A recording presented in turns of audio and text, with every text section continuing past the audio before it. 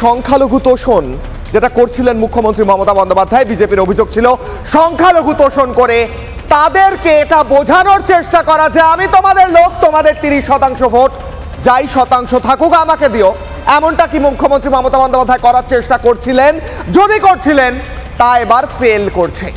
মুখ্যমন্ত্রী মমতা বন্দ্যোপাধ্যায় তথা তৃণমূল কংগ্রেসের সংখ্যালঘু তোষণের সমস্ত প্যাচ ধরে ফেলছে কি সংখ্যালঘুরা? প্রশ্ন উঠছে কেন? কারণ ফুরফুরা শরীফের তহা সিদ্দিকী ক্যামেরায় তাকিয়ে চোখে চোখ রেখে বলছেন যে এতদিন তো ফুরফুরা শরীফে অশান্তি হতো না, লবিবাজি করে তৃণমূলের সর্বোচ্চ স্তর থেকে এই ফুরফুরা শরীফে অশান্তি করা হচ্ছে রাজনীতি করার জন্য। কি বলছেন তহা সিদ্দিকী, শুনবেন মমতা বন্দ্যোপাধ্যায়। ফুরফুরা শরীফে অ্যাডিশনাল এসপি পর্যন্ত মার খেয়েছে কিছু, কেন এখানে লবি তৈরি করে দেওয়া হয়েছে, তৃণমূলের দুটো লবি তৈরি করে দিয়ে এই জিনিসটা করেছে।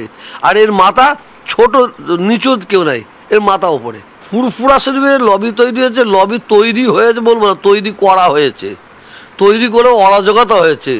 মমতা ব্যানার্জি উনি সুন্দর অ্যাকশন নিয়েছিলেন, আমাদের এমপি সুন্দর অ্যাকশন নিয়েছিলেন, ওখানে কিন্তু এমএলএর কোনো ভূমিকা ছিল না।